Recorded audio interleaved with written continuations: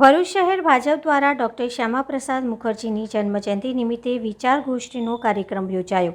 રાજ્યસભાના પૂર્વ સાંસદ ભરતસિંહ પરમારે બલિદાન દિવસનું મહત્વ સમજાવ્યું। ભરૂચ શહેર ભારતીય જનતા પાર્ટી દ્વારા ડોક્ટર શ્યામાપ્રસાદ મુખર્જીની જન્મજયંતિ નિમિત્તે વિચાર ગોષ્ઠીના કાર્યક્રમનું આયોજન કરવામાં આવ્યું હતું।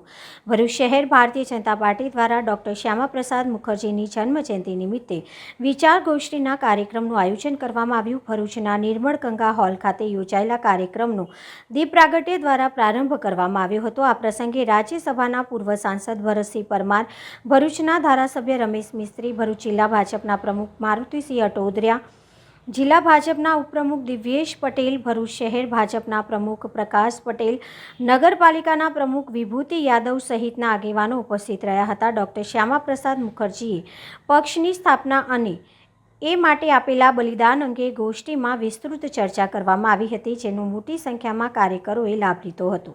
આ સમગ્ર કાર્યક્રમનું સંચાલન ભાજપના આગેવાન દીપક મિસ્ત્રીએ કર્યું હતું।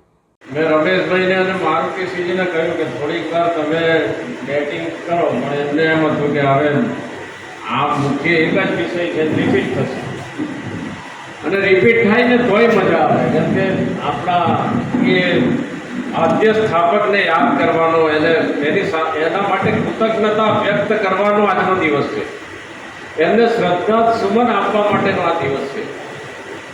મિત્રો, હું હમણાં કલકત્તા ગયો હતો 5 દિવસ, તો છેલ્લે ચૂંટણીના 5 દિવસ બાકી હતા, મને પાછું ત્યાં મોકલો હતો। એટલે હું જે કાર્યાલયમાં ગયો ત્યારે મને ખબર પડી કે આ કાર્યાલય એ નિવાસ સ્થાન હતું શ્યામાપ્રસાદ મુખર્જીનું, અને એવું અદ્ભુત આજથી 100 વર્ષ પહેલાં બનેલું મકાન, એટલે આપણને એમ લાગે કે આ બહુ સુખી સંપન્ન ઘરના આ કાર્યકર્તા છે, એવું સરસ, અને એ કાર્યાલય માટે અર્પણ કરી દીધું એમના ફેમિલીએ।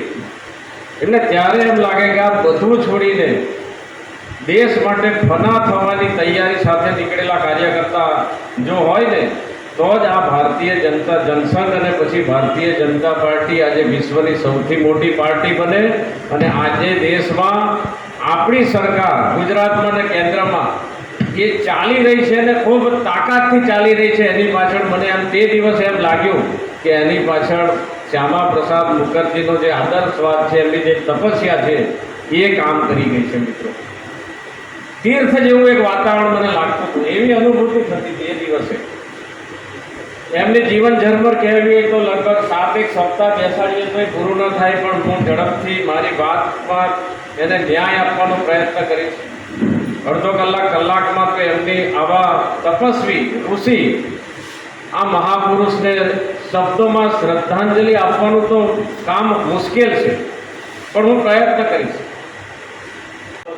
એને રિલેટેડ છે, એટલે કબીરા હમ આયે સંસાર મેં, જગ હસે હમ રોય। બાળકનો જન્મ થાય ને ત્યારે જગત ખુશ હોય, એના ઘરના આજુબાજુના કુટુંબના, પણ એ નાનું બાળક રડતું હોય। પછી એમણે કહ્યું, એસી કરની કર ચલું, હમ હસે જગ રોય। એટલે એને એવું થાય કે ભાઈ આવો એક માણસ જતો રહ્યો, લાખોનો તારણહાર માણસ જતો રહ્યો, આ રાષ્ટ્ર ભક્ત માણસ જતો રહ્યો, એને દુઃખ થાય। કેટલાક જતા રહે તો અફસોસ થાય કે ભાઈ આ કંઈક આવું જીવીને જતો રહ્યો, અફસોસ કરવા લાયક જીવન હોય, અને કેટલુંક આપણને આઘાત પહોંચાડનારું જીવન હોય। એમાં આપણા શ્યામાપ્રસાદ મુખર્જીની જે જીવન ઝરમર છે, એમાંથી આપણે કંઈક શીખવાની જરૂર છે।